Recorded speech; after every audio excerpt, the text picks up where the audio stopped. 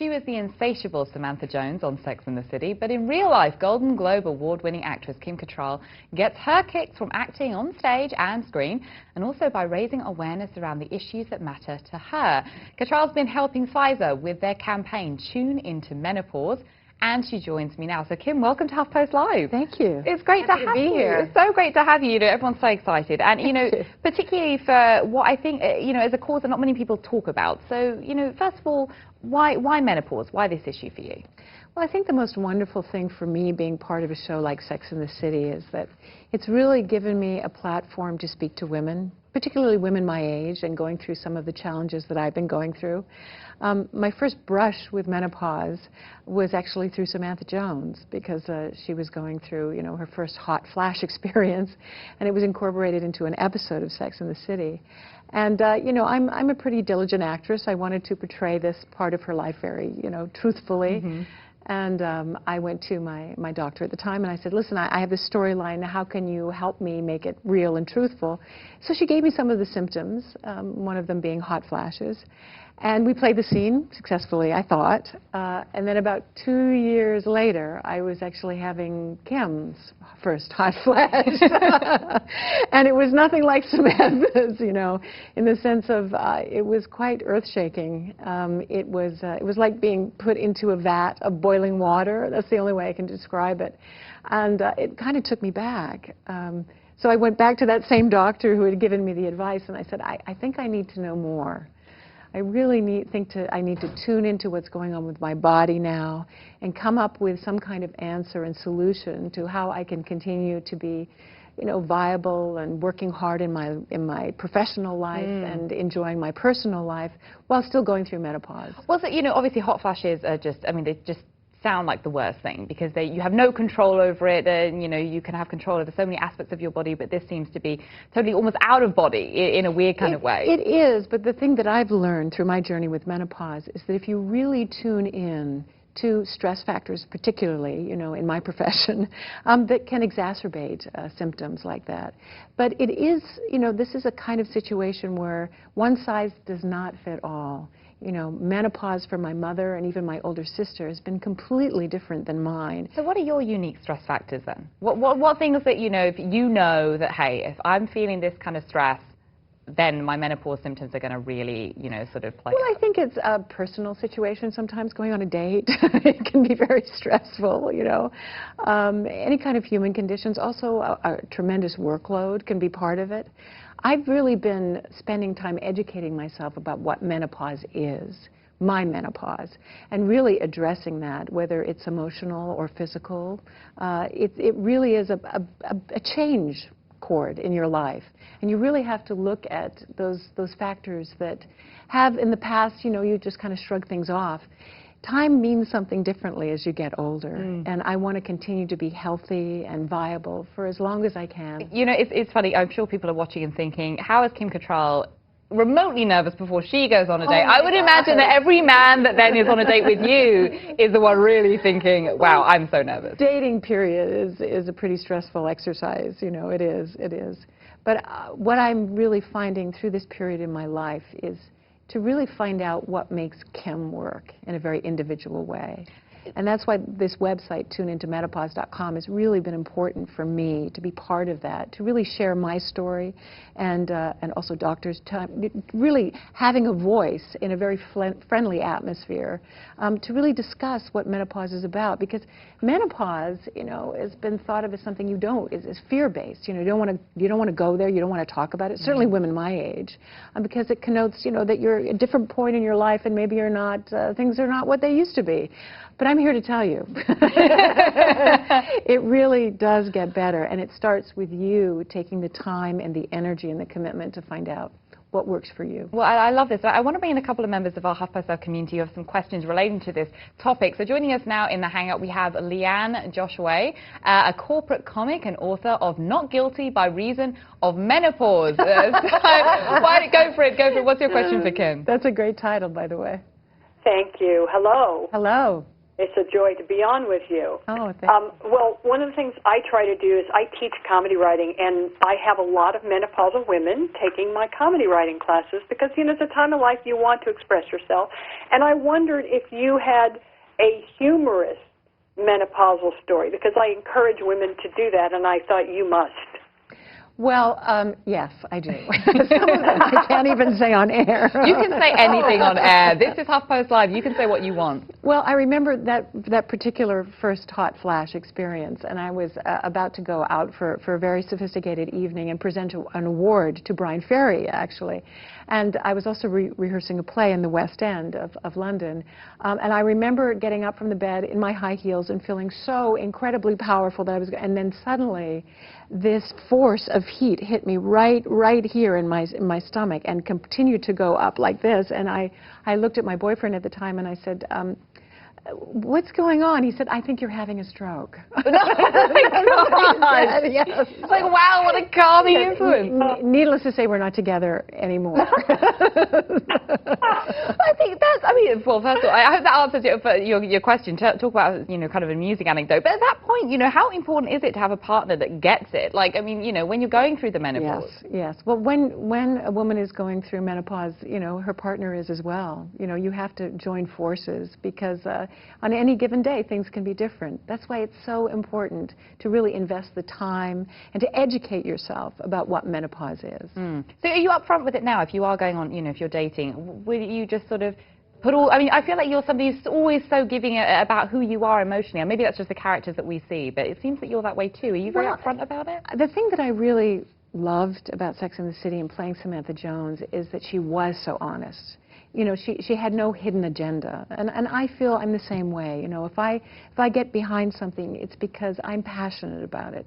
It's something that I, as Kim, a woman living right now, this day and age, is really battling with. And these kind of things, you know, people say, oh, you're successful and you have this great life, and I do, but I still have challenges on a daily basis, and one of them has been menopause. Well, I want to bring in another member of our community as well, Dolgen, a speaker, author, and an expert on menopause awareness. So thanks so much for joining us. And what's your question for Kim?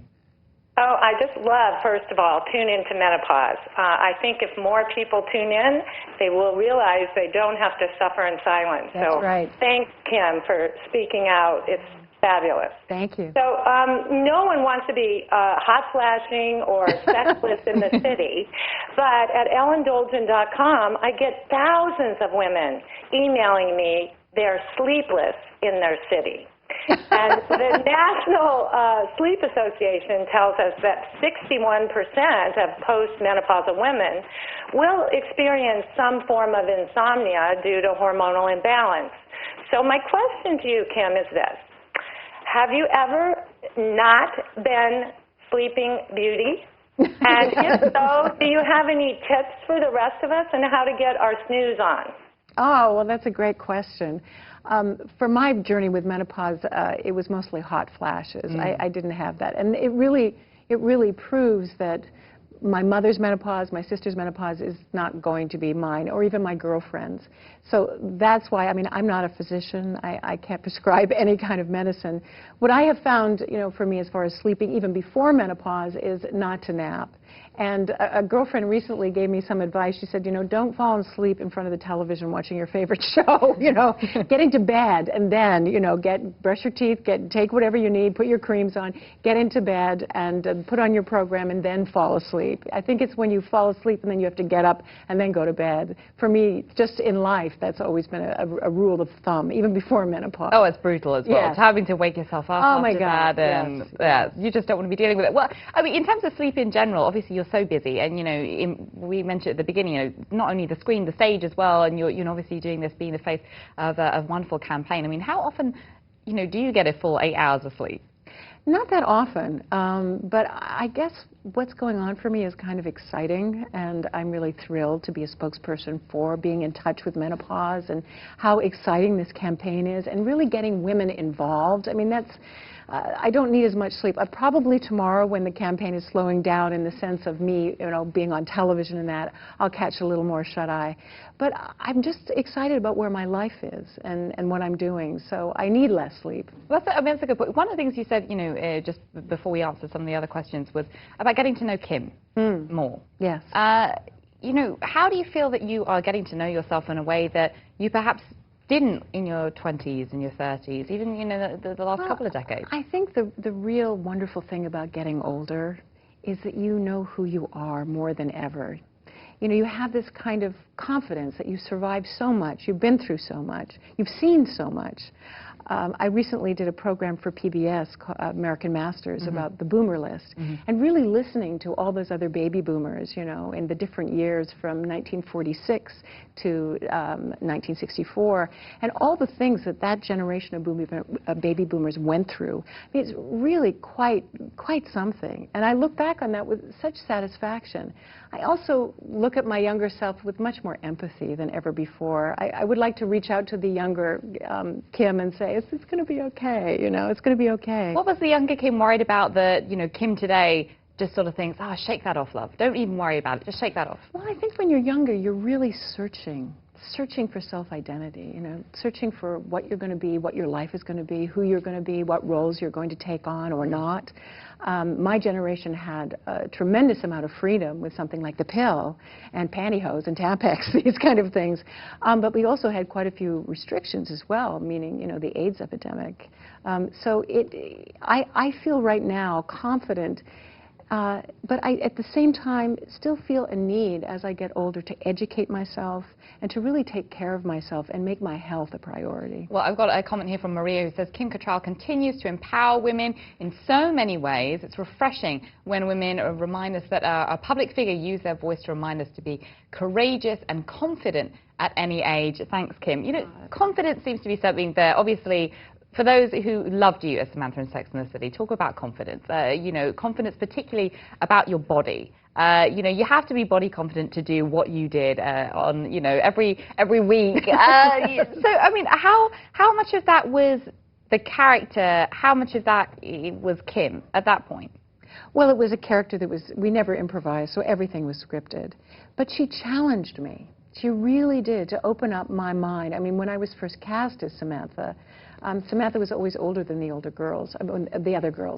She was in her 40s when the girls were in their 30s. And then the last movie she was turning 50, and then 52 in the last film. I found that these kind of storylines in the hands of an older woman were really satisfying, but also, for me, intimidating.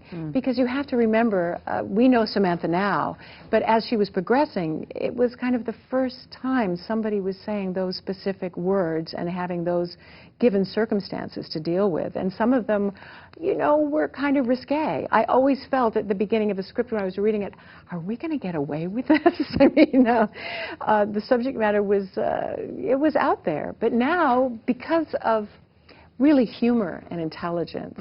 And it really has brought, I believe, especially television and the portrayal of women in television, so much more forward than it had been.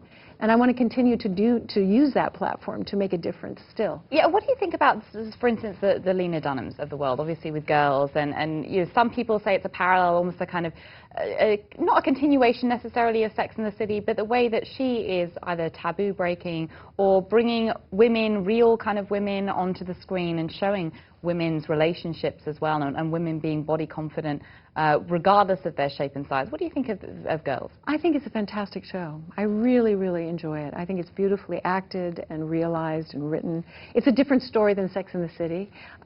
It's not as fantastical. But we live in different times, 2008 was a real big game changer for everybody.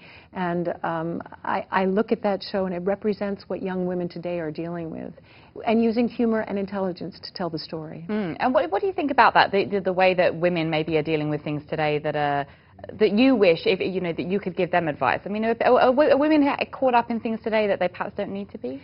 Well, what I really love and love about women is when they get together, things happen. Things that are very important happen. And that's what was going on with Sex and the City. It was bringing women together to experience being a woman, living right now and today, whether it was, you know, dating or intimacy or family issues or something as controversial and scary as menopause. Yeah.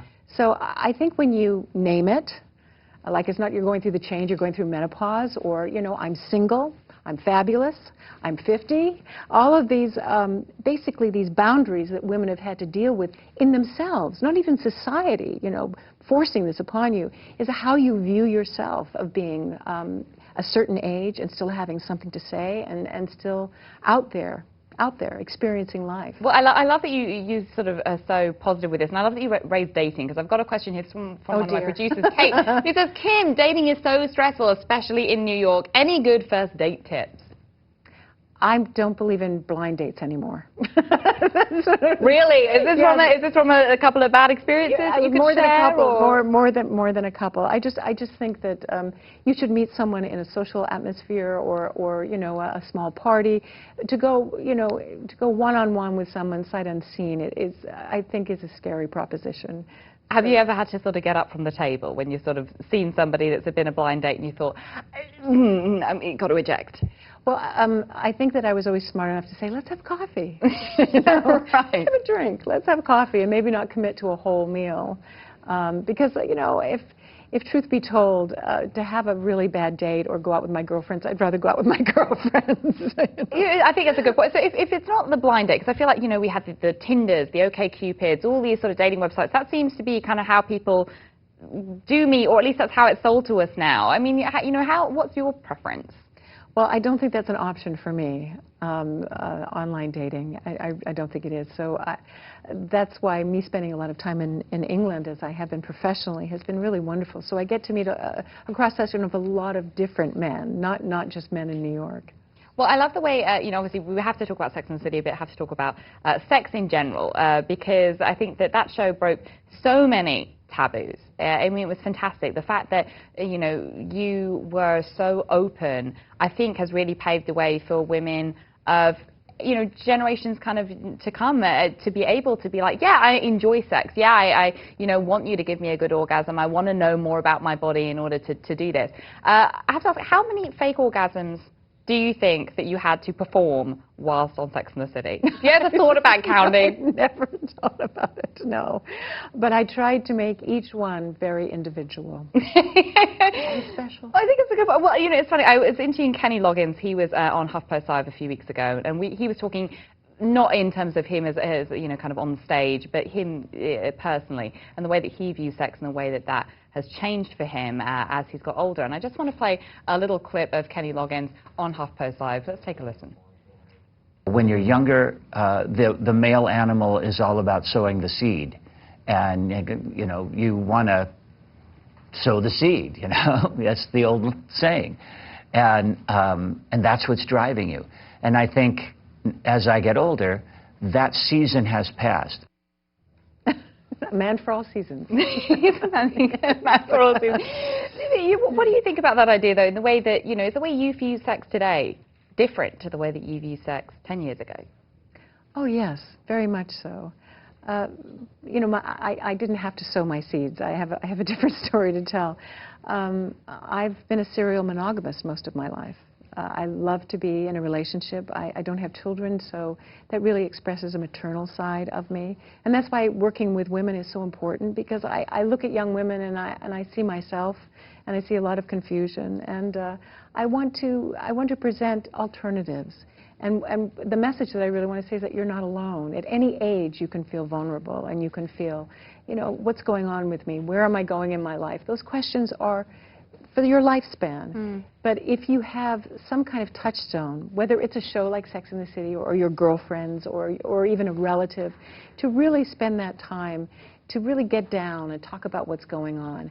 I think that our society is battling against what we need most, and that's intimacy. That's conversation. And that's what I think this campaign for menopause is about, is creating a forum for women to get together at this time in their lives and share it so we can pass it on, so it's not so scary for the next generation. That's the thing that I'm so proud of my generation, the baby boomers, is that we thought that we could change the world, and I feel in one way or another we're still continuing to do that. Well, I totally agree, and I have to say a clip that we've dug up, it kind of evinces that of you. This is a great moment when a Mannequin was released, which, by the way, I've told you, is one of my favourite films. Loved Mannequin. It's just amazing. And you actually appeared on The Late Show starring Joan Rivers, and we have this clip of your appearance. Let's take a look. I'm in one place, and I'm much happier. And I'm sort of single for the first time in my adult life, because I've been married quite a long time. So you married very young then? Well, I've been married twice, so this was my... More and more gets revealed here. Little Miss Goody Two-Shoes, Porky Walky. Ah, you don't use birth control? No, I'm very lucky. But you must. Everybody must use a condom now. You must. You must. You must. Promise me. I will. Promise me. I beg you. I want to live and make more movies. Yes. And have children. And think of that. In a moment of passion, I want to live and make more movies. I'll just think and reach for the Trojan. Promise me. Promise me. So you think Joan Rivers? Moment there. That was one of my first television experiences, and I was absolutely terrified, and she was so sweet to me. She was lovely. Well, I love that you said think of Joan Rivers. You'll think of Joan Rivers. You'll think of Joan Rivers. Exactly. She actually wrote me a lovely note, which I've always cherished and cherish even more now, of telling me what a good sport I was, and allowing her to, you know, basically use me as a comedic relief for the evening. Well, I love that she, you know, the fascinating thing is hearing it now, when the audience gasped that you've been married twice. What did you think of that? Well, it was quite extraordinary. I mean, when I was I'm a hopeless romantic, especially when I was younger, and I fell in love very young, and you know, we had been together for a long period of time, and then of course our lives went in different directions, and as happens. I mean, you know, it's so funny. You seem so different, even. I mean, who was that woman? Very quickly. Who was that woman? Who was the Kim that we were just seeing? Oh, well, here I'm absolutely terrified because it's my first, you know, big professional being on television, you know, talk show. And it's with the Joan Rivers, who I just idolized. I used to watch her on the Ed Sullivan Show. So I see that I'm really scared. My voice is slightly high like this and terrified because I never knew where she was going to come from. And I was sort of waiting I remember waiting in the waiting room, the green room, waiting to go on and being visibly, my knees were knocking. So again, I look at the young Kim, and I just want to put my arms around her and say, it's okay, it's all right, you're going to be fine. No, it's just, well, yes, this is your opportunity to have done that, and you did that then just there. So I want to thank you so much, Kim. It's been such a pleasure. Thank you for coming on HuffPost Live today, and for talking to us about tuning to menopause. And guys, thank you so much for your comments as well. And for more information on Tune Into Menopause, check out our resource well below, and stick around. There's, of course, more HuffPost Live coming up next.